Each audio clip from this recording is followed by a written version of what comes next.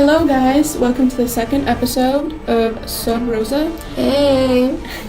I'm Natalia. I'm Genesis. And the third member, Tracy, cannot be here with us today, so it's just going to be the two of us.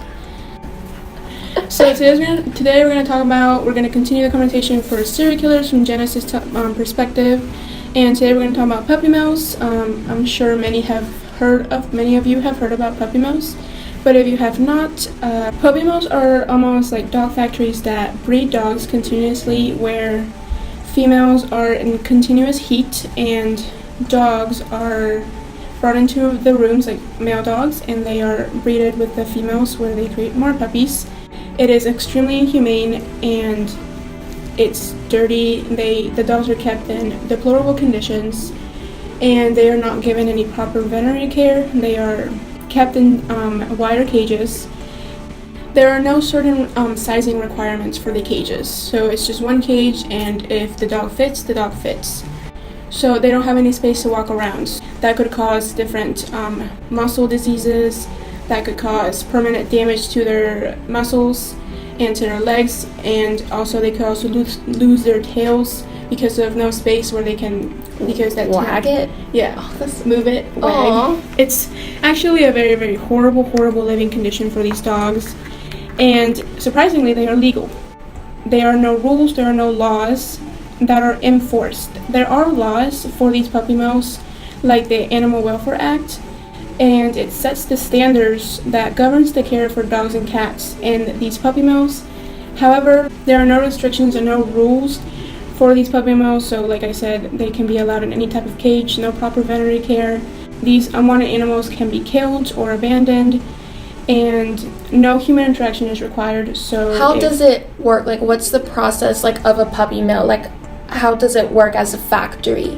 Oh, okay, so the male dogs are kept in cages, separated from the female dogs, and they are brought into a room where they breed, and then the female gets pregnant and she gives birth, and then usually they give breaks to the females, like in proper hospitals. They give breaks to the females so they can rest, take care of their puppies, but a few days later they are back to breeding all over again. So it's just a continuous cycle of breeding. They are kept in cages for the male dogs, and the male dogs continuously breed with the females more than like 10 times a day or something like that. So it's just like continuous breeding. And they sell the puppies? Yes, once they are born, they sell them to either pet shops, like commercial pet shops, or just like Craigslist, eBay, and they sell them to potential customers. And usually, what's bad about it is that these puppies can come out with diseases, since the mom has no proper veterinary care. She is bred continuously. These puppies can come out with different brain damage or diseases, or even like a limp that can be a cause of improper breeding of the female and male dogs. And all that. How do they keep the girl dogs in heat? Like, how do they keep them like that? Because it's like every 6 months, I think it is, when a girl dog goes in heat. They just continuously breed them. Really? Not like even if they're not in heat? Oh my gosh.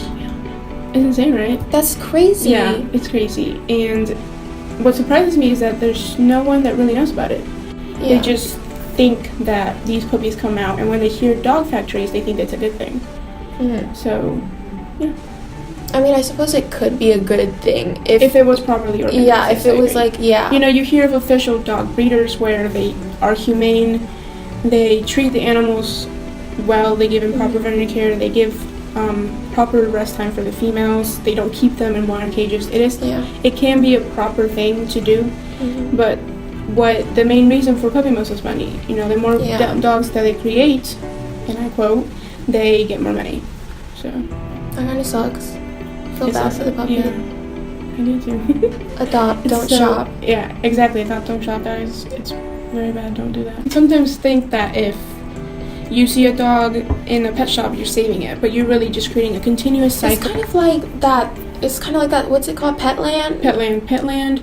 The one in the Mall of Georgia. In the Mall of Georgia. They probably buy from pup. I heard that, like, even if you don't buy stuff from them, like if you still like adopt and you think they're bad, so you don't buy from them, but you go in and look, you're still giving them, you're still giving them attention. That's just really horrible, you know? I don't know.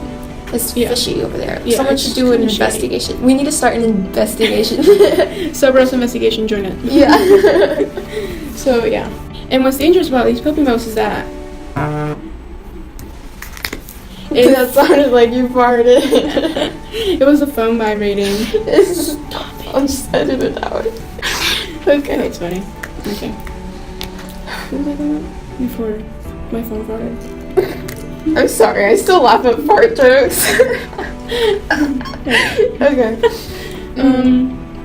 An adult dog coming from a puppy mill, all they knew or all they know in life is abuse, breeding. They don't know what human care is. All they know is that if they see a human, they will be mistreated. So they start to become aggressive, and they could be potentially not cleared for adoption. So either they are euthanized or they are kept. Also, these dogs are, if they come from puppy mills, it is, and especially adult dogs, it is a high chance of them going into dogfighting. Dogfighting is where two dogs are competing against each other. They are literally fighting, and they are competing for money from their owners. They usually either fight to where the dog is incapacitated, or either to the death, which is pretty horrible. That's horrible. Exactly. Like, imagine just watching a dog crying, screaming, begging. That's crazy. I don't know. That's like a crazy idea to me, dog fighting. Yeah, it's insane how you can like train a dog to fight. And these are people who are, want to like enjoy animals hurting each other.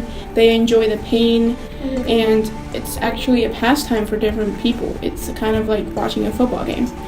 It's kind of like in our last episode, we talked about like the McDonald triangle, how there were 3 factors: bedwetting, arson, and animal killing.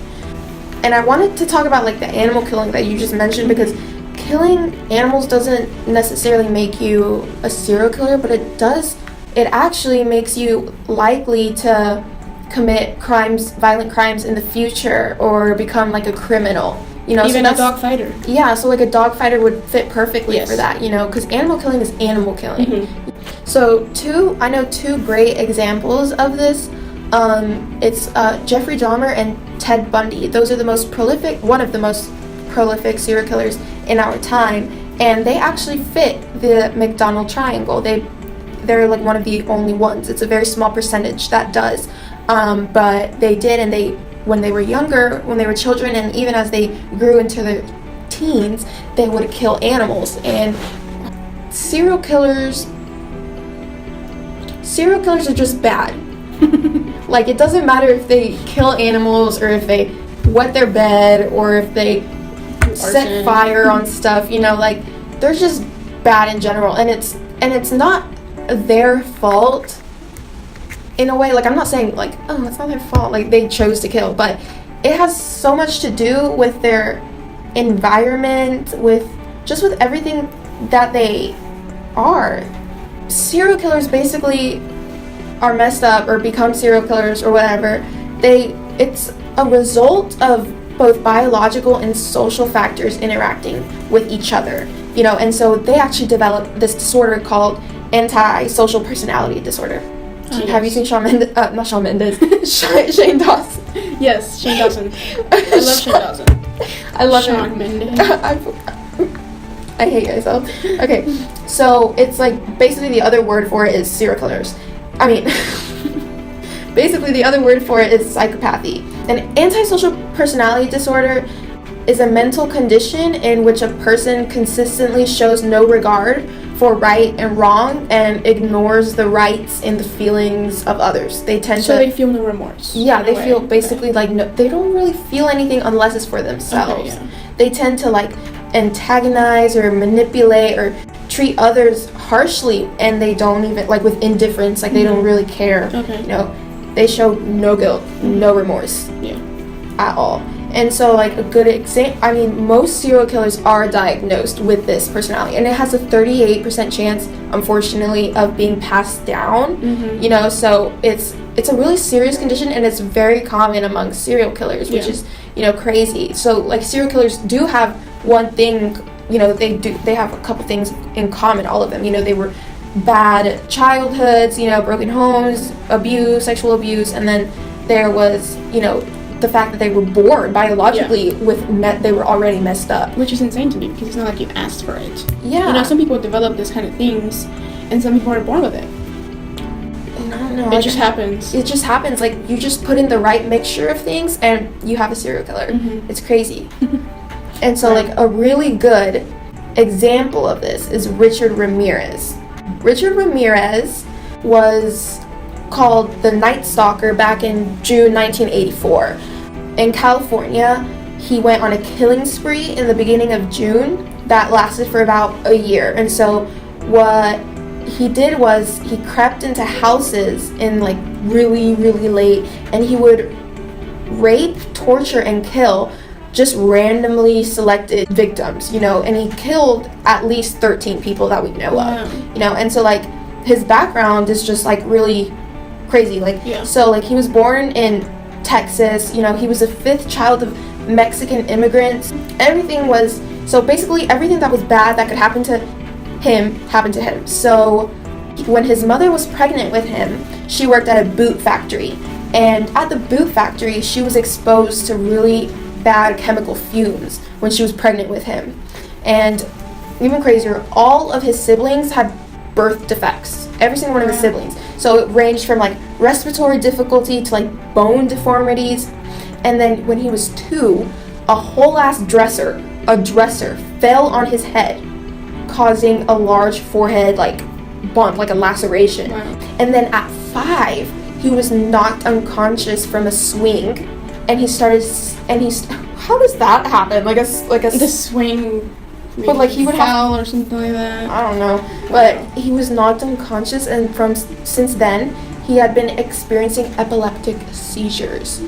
This biological stuff, like he got hit in the head, you know, you get hit in the head it causes some serious brain damage.